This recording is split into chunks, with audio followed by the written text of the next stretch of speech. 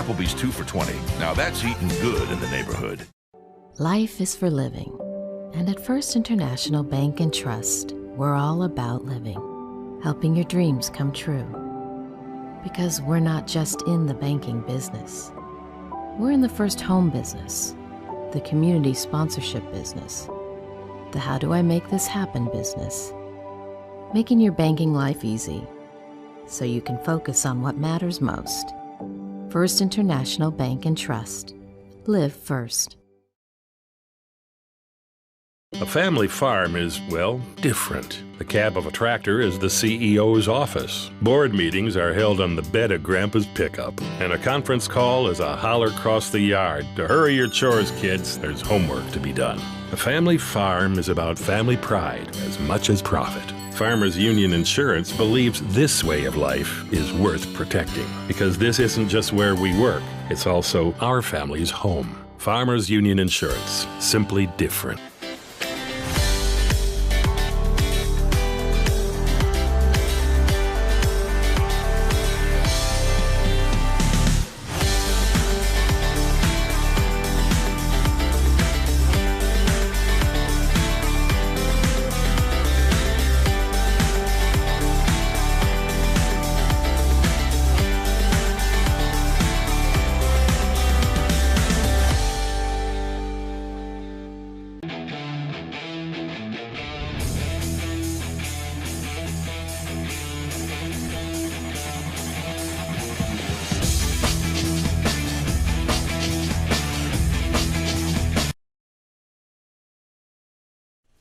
Coming to you live once again from the Bonfire Studios North. It's a brand new episode of Tauros All Access.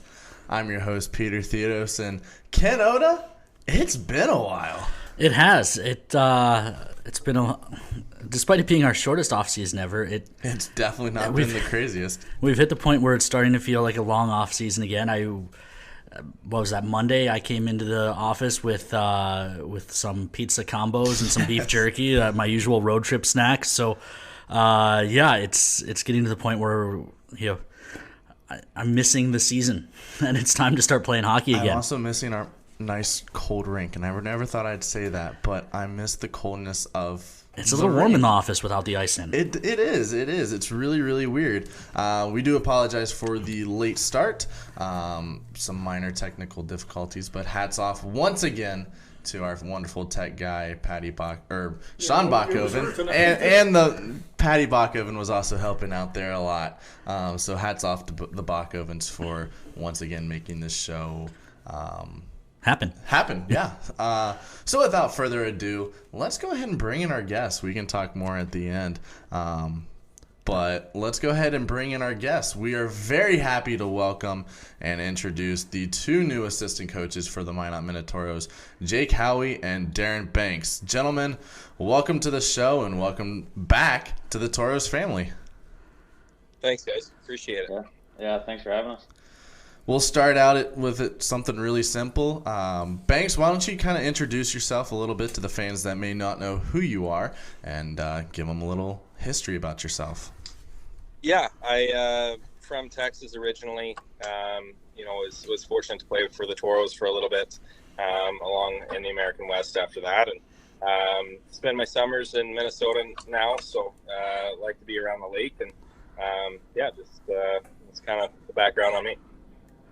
Jake, same thing. It's been a while since you played here as well. We've got our fan base has grown quite a bit. So a lot of people who probably don't remember you as a Toro player. So just tell our fans a little bit about you.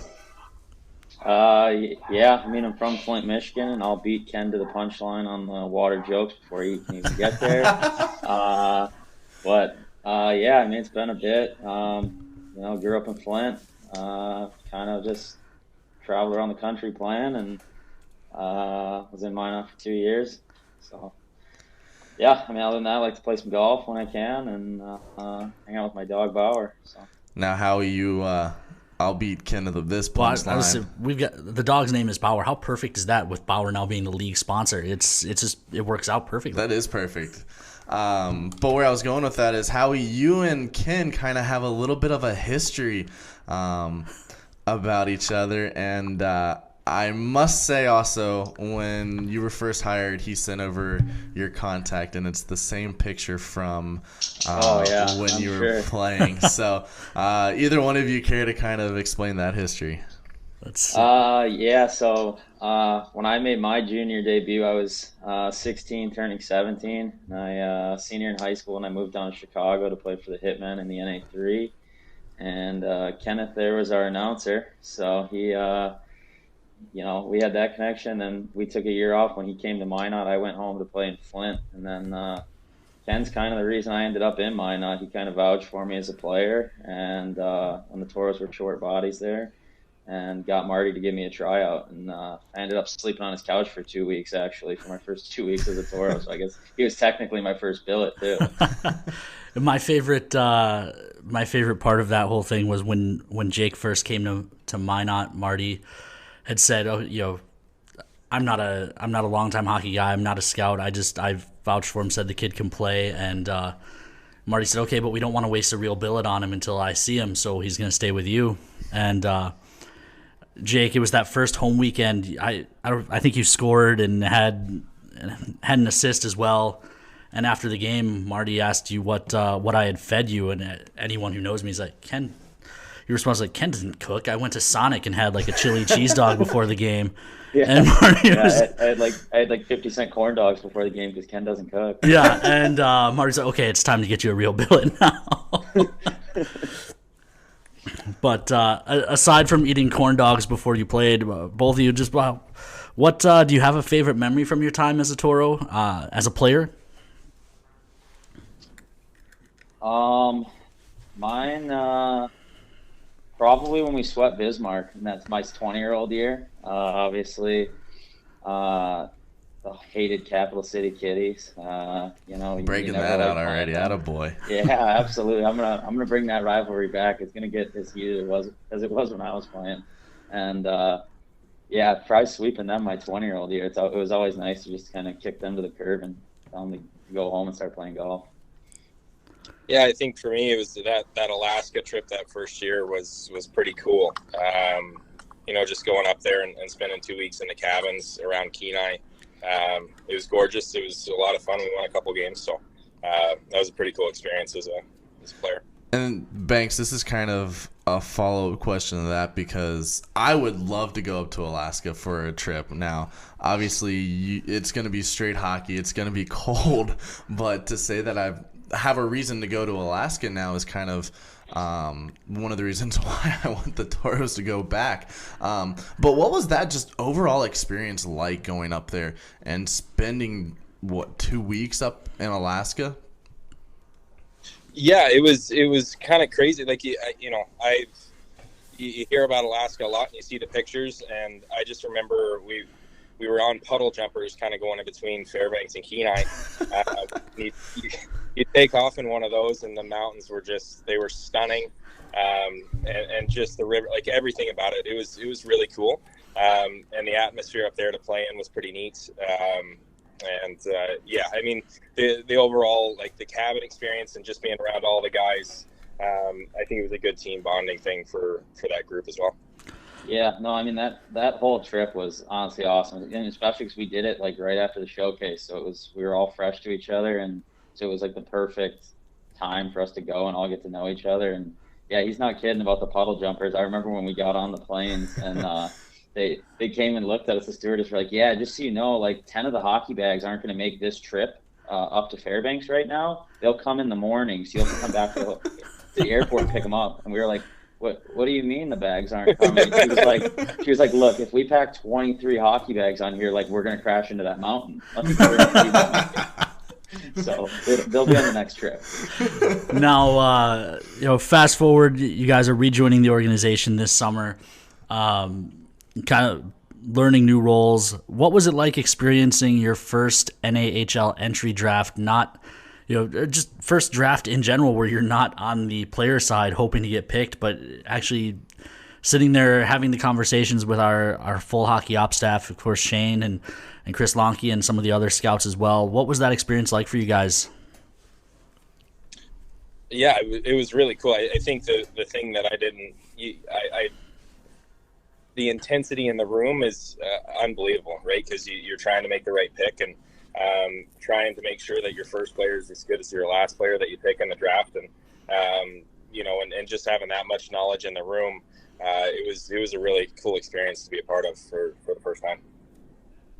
Yeah, I mean, obviously I didn't get the full effect of it. I'm still down in Florida here for another week. I leave for main camp here in a week, and then I'll be right up in Minot after that. But so I actually did the draft outside next to the pool, so I was trying to avoid getting a sunburn, and so I didn't get the quite full intensity of it all, but you could still feel just kind of like that. There's a little bit of that pressure where it's like you don't want to make the wrong choice, and it all happens quick. Like you're looking at it, you're like, oh, we're 40 picks from now, like we can kind of take our foot off the gas for a second, and then all of a sudden you're 5 picks away, and you're like, like we gotta get a guy here. So it was to that end. The draft process is not just draft day, right? You guys went to the Minn Kota pre-draft camp. I know you went to some USHL camps as well. Going to these events now as a coach, how has that been different for you? And since you guys aren't that far removed from your playing days, do you still have some sympathy for these kids who are dealing with the pressure of performing in a camp? Yeah, I mean, it's tough performing in a camp, right? Because you never know when the coach is going to be watching. And on the other side of it, I remember being kind of mad as a player. You're like, well, why aren't they in here and watching every single game, every single second? We've got a lot going on. But yeah, I think the Minn Kota camp, it was really good for us. There were a lot of good players across all the teams that attended, and I think for me, it gave me a good landscape of kind of where we were going to go in the draft after that camp was finished. And there were a lot of good players that really stood out there in Hudson. So, Howie?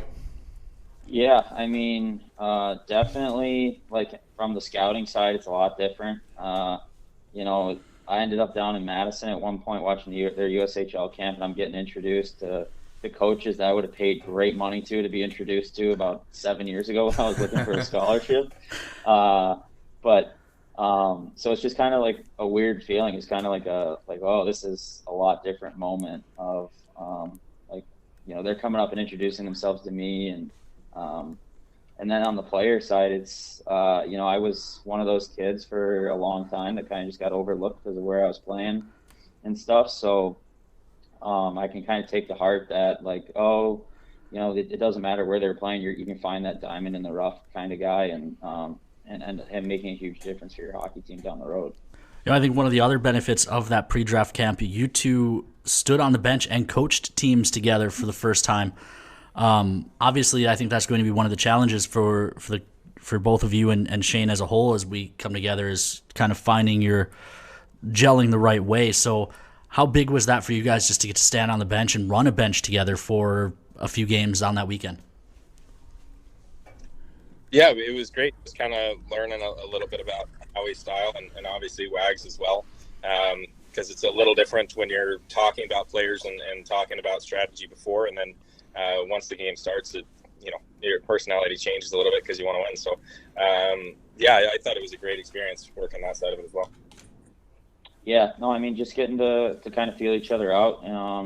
Thankfully, it's kind of in a setting where the winning and the losing part of it doesn't really matter any. I mean, yeah, you're standing back there and you got guys in front of you. You want to win, but especially when they're Bobcat jerseys on the other side, right? Oh, absolutely. My first game was against Bismarck, and I was telling them, like, we aren't losing this game, guys. Like, I don't care if it's pre-draft or not. We're not losing to Bismarck tonight. And we didn't. I think we won 8-2 or something. So that was good. So it's just good to there was no punishment if we lost the game, so it was a good setting to kind of just get your feet wet and feel each other out, and kind of pick some strengths and weaknesses that we can kind of feed off each other with. So the draft is over. The pre-draft camps are done. The next big thing is main camp coming up next weekend. What returning players, because the Tauros have a good group of returning players coming back, what returning player really sticks out and you're excited to see perform at main camp? Yeah, that's a tough question. There's a lot. We're really excited about the core that we have coming back. From Anderson to Charchenko, Campbell. Like, there's a lot of guys that we're really excited about. I think, seeing how Claflin takes the step this year is going to be really good, and I'm excited to see how he does here. Yeah, and like one that kind of stood out to me was Westland. He had really good numbers last year, and he's going, I think, getting another year under his belt now, and see if he can make that step forward and just kind of like actually dominate games and take games over. That's Joe Westland, the brother of Jack Westland. For fans that didn't know, we did Tinder Joe, so now we will have another, hopefully, couple years of a Westland brother wearing a Tauros jersey. And actually, I've heard a rumor that Petey and Westy are back in town. I don't know if that's true, so we're going to have to try and hunt them down. I guess they're coming back for the fair for some concerts. Maybe that's something you guys could speak on too. Just, it seems like a lot of alum make their way back in the summer. Howie, I know you made it back here one summer. What is it about Minot as a whole that is appealing to the guys who played here to come back? Honestly, it's just like the whole organization, the whole city. It's just a giant family environment. Like I still talk to my billet family from up there on a regular basis. I know they're excited to get back, and I'm excited to see them when I get back up there. So it was just like that first summer after college, I came and spent my whole summer up there. I was just working at the country club, and but it was just like there's so much to do in the summer too between the lakes. You got the fairwinds rolling around and just different things that you can do around town. But then it's mainly that family environment that's kind of created, and it's such a tight knit city that you can, just from playing there, you'll know so many people that you actually want to reconnect with and stay close with. Obviously, there's been a lot of great people you guys have been around, whether it was your time here in Minot with Marty Murray and his style, or your college coaches and all that, or just any coaches at any level. But who has been someone that's been super influential on you guys, and you kind of want to mold your coaching style after? Yeah, I mean, I think obviously you spoke about Marty Murray. I mean, his knowledge of the game is unmatched. Like, he was incredible to play for, and his professionalism and the way he carries himself. Just kind of for me, I was able to work with actually a coach. He coached me in juniors as well, Nick Adamak, this last year, and just his passion for the game, and the intensity that he brings every day. And over the course of a long season, like that's tough to do, and I think he does a great job with it, and just the way that he runs his organization. So for me, I hope to become a little bit like him moving forward. I mean, one for me is, or probably two for me, are probably someone like Eric Largen, who I had at Marion my freshman year. He's at Alaska Fairbanks now. He's just really passionate and on the ice, and it's a very attention to detail heavy, and he can be a little hard on guys at times, which is good, but then he's also the first guy away from the rink. He knows when he pushed probably a little too hard, and if he thought he went too hard on you a day, he's gonna be the first one standing at the door when you get off the ice, and he's gonna put his arm around you, make sure you're all right, kind of just make sure everything's good in your life. But then also Jerome Bichard, who I had down in Columbus the last 2 years. He doesn't scream or yell. He's going to fix your mistakes, but at the same time, he knows that he doesn't need to rip into you about it. He's going to let you, kind of fix your mistakes yourself at the end of the day. He knows that as a player, when you screwed up, you don't need to come off the ice and then get ripped into at the same time.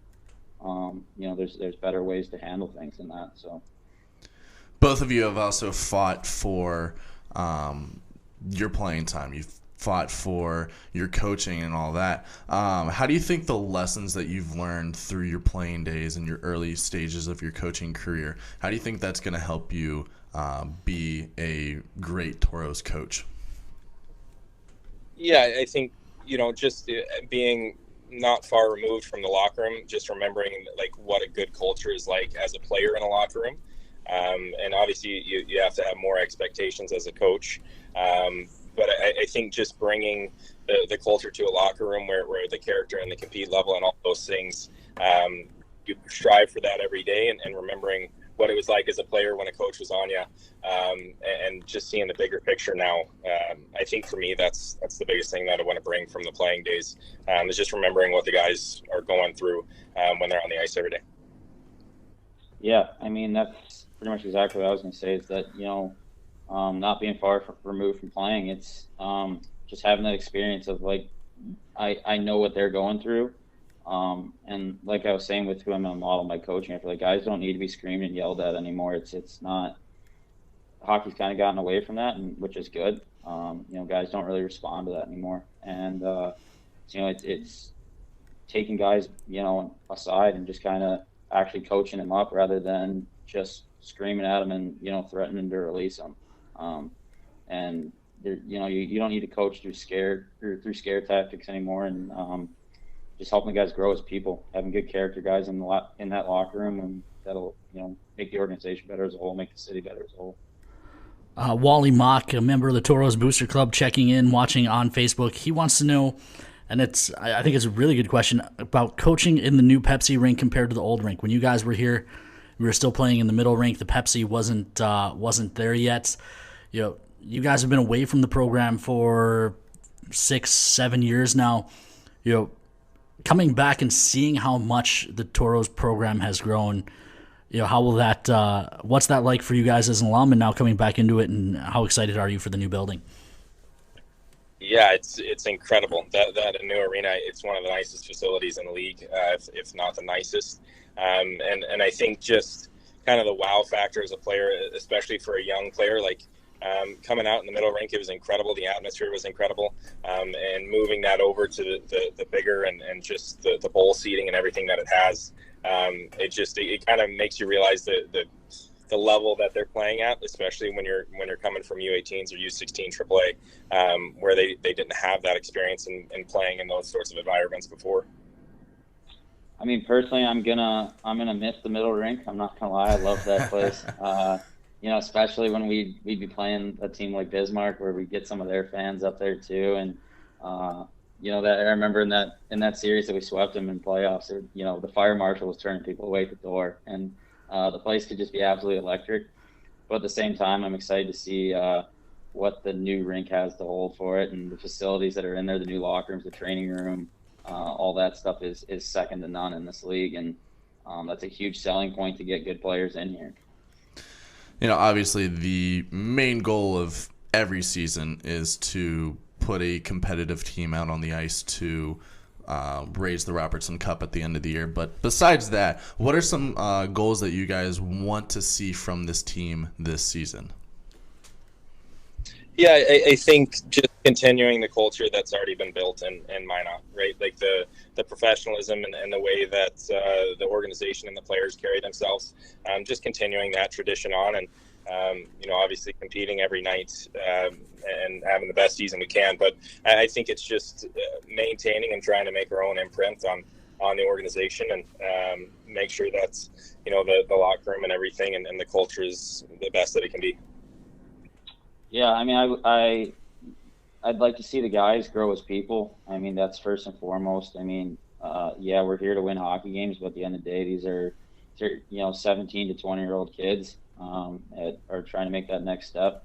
So if you can grow them as people, and kind of like the old adage where you leave it better than you found it. You can take these kids and mold them into something better than what they were when they got there as people. And that'll go a long way on the ice too. And help us win games, and hopefully we can, with that, compete for the division, compete for a Robertson Cup, and keep the train moving forward. This was about a week or 2 weeks ago now. We saw John Cooper and the Tampa Lightning lift the Stanley Cup.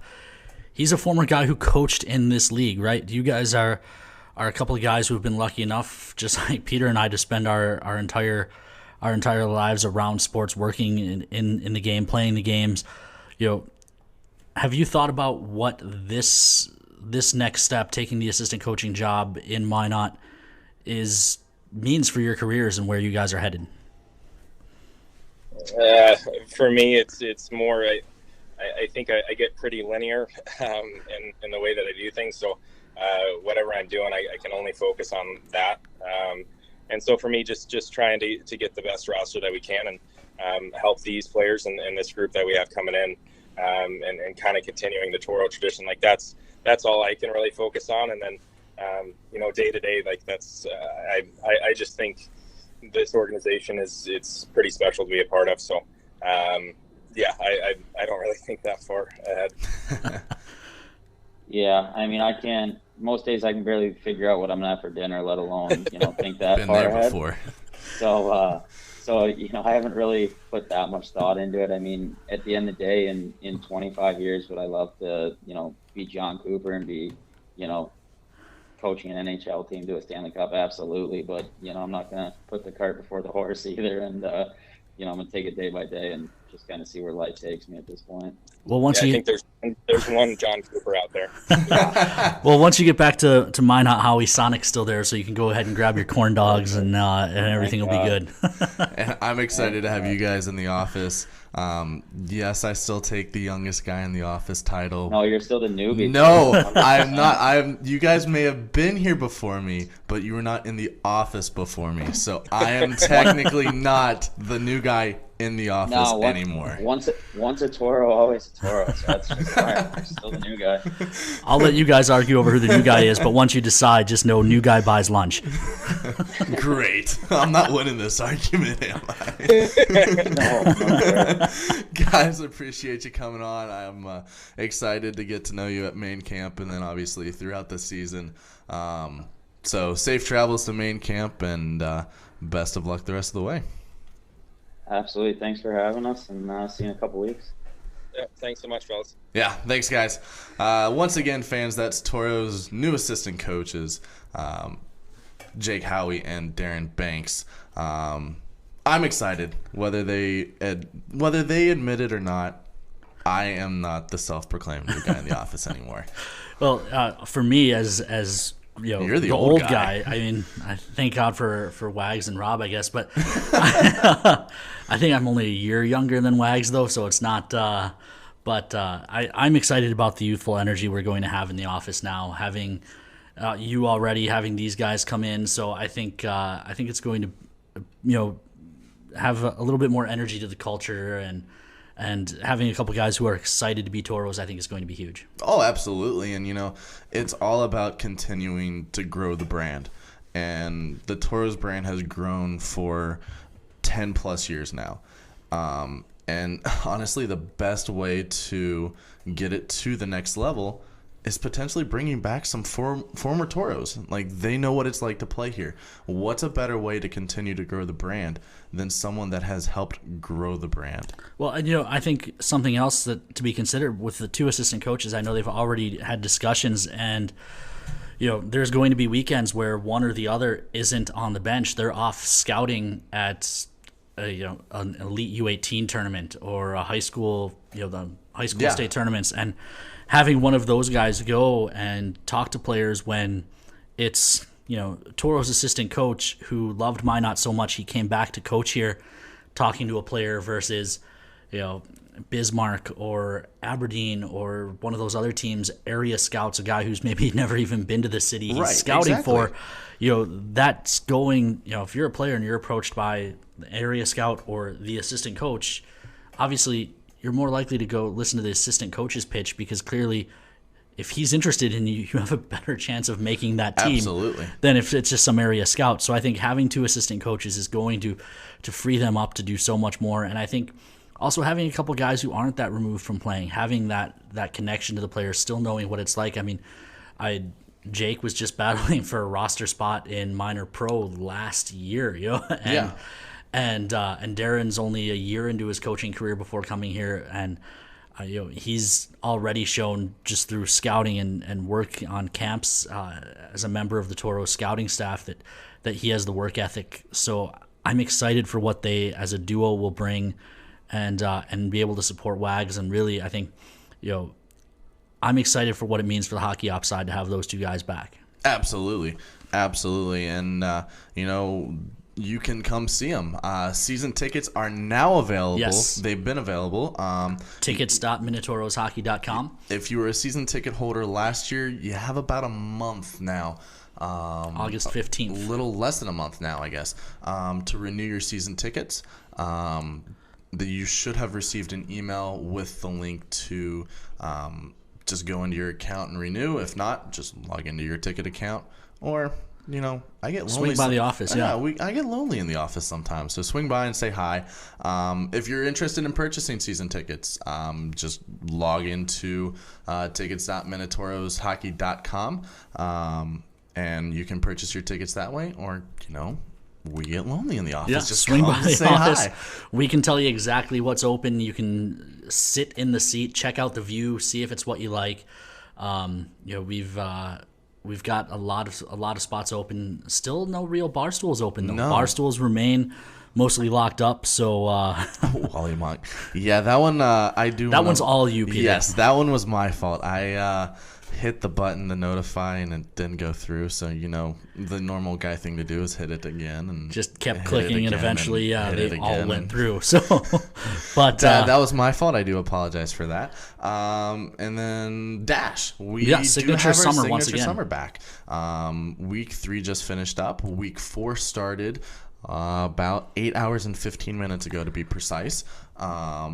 So you can those bid Tauros 10-year pucks they came out great. Thanks to Too Dark for those. And most of the signatures are good. Yeah. I won't say who's bad and who's good, but most of them actually turned out really, really good. So make sure you head over there. As of right now, those are the only pucks that have the 10-year logo on them too. So if you want a piece of Tauros history, make sure you get a 10-year puck. Some other big news coming down the pipe. We'll be having a jersey reveal soon. Obviously, with us auctioning off all the jerseys, we're going to have a whole new set of jerseys this year. I'm really excited. The designs are finalized. They are very cool. Bit of a hint where there's a bit of a nod to the Greek mythology of the Minotauro. So I'm excited for these to hit the ice. I think they're going to look very cool. You did a great job with those. And thank you. And we've got preseason. Preseason September 3rd and 4th. 3rd and 4th. We'll be announcing opponents for that soon. And of course, for fans who've been making the trek out to Watford City the last few years, that game is back on. It's now going to be a tour of Western North Dakota. However, we're going to play Friday night in Dickinson, Saturday night in Watford City, a couple of games and a couple of very cool jerseys. I really like these jerseys for Watford that have the American flag and the Constitution on the back. As that game will be being played on September 11th, so definitely went with a USA theme there. Absolutely. So another very cool jersey. You've been doing the Watford jersey the last few years. They've been great. So a lot of cool stuff coming up, and players get here, I believe, the 26th, the day before the golf tournament. There's still room in the golf tournament. What off season? What off season? So we're a month and 6 days from players showing up here. So the off season's pretty much over. Golf tournament's the 27th. Some of the players will be there, no doubt. Ice is going back in soon. Ice is going back in. It's all happening, and it's all happening right now. We've got some other cool things that we'll I'm interactive stuff, a mobile app coming.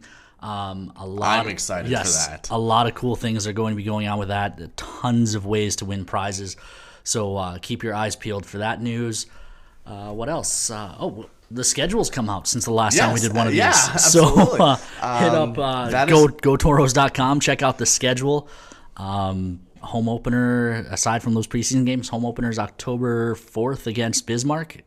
Is it the 3rd or 4th? I actually don't remember. It's whatever the Saturday is. The Saturday, it's the Saturday. So I'm super excited for that.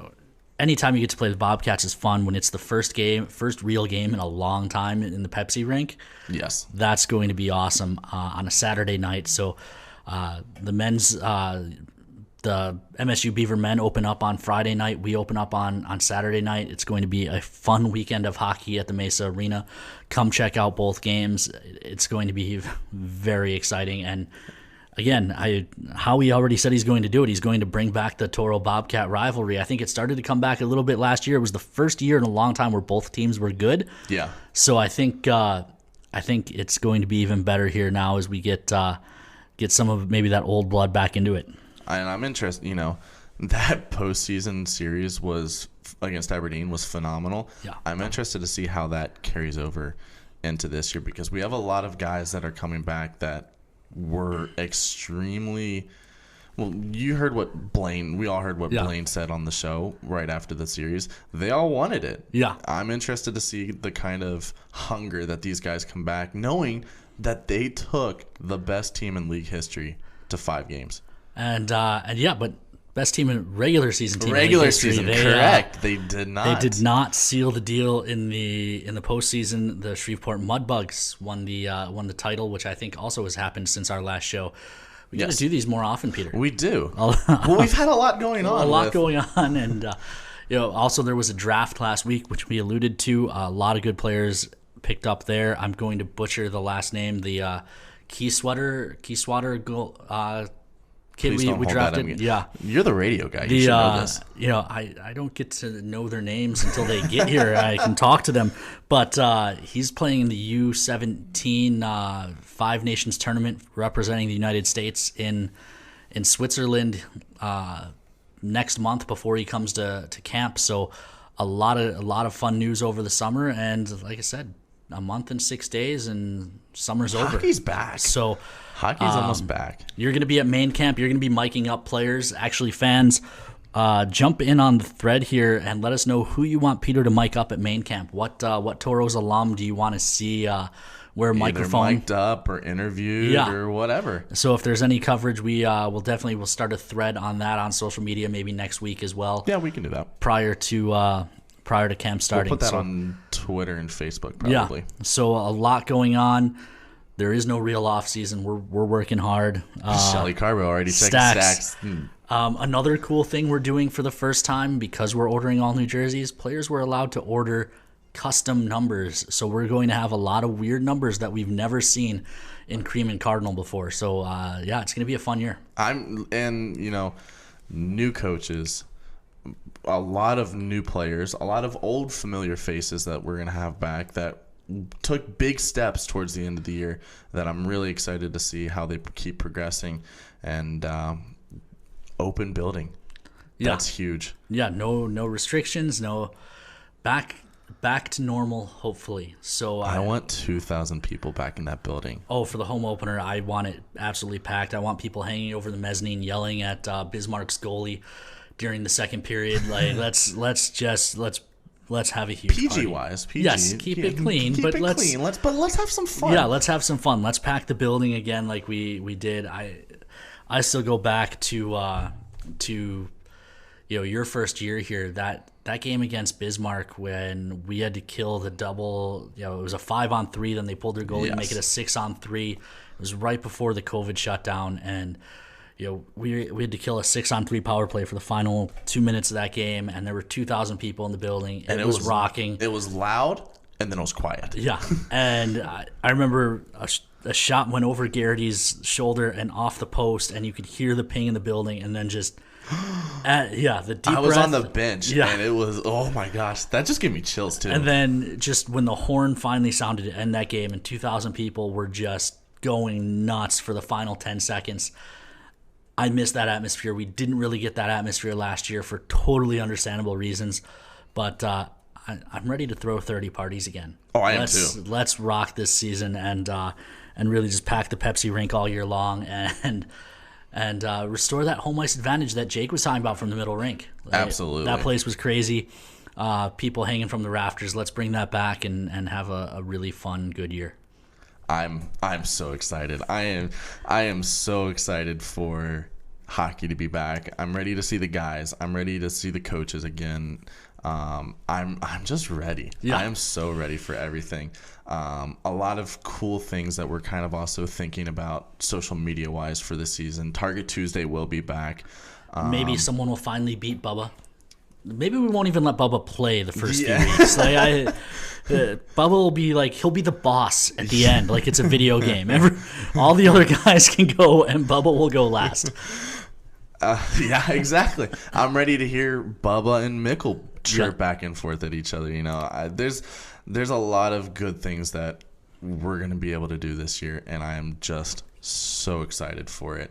And we're going to start doing more shows again. Yes. So I know that will make Sean very happy because he loves doing this, and there's thumbs up. So that's all I got. Ken, is that all you got? I'm good. That's all he's got. Sean, you got anything? Key sweater. Key sweater.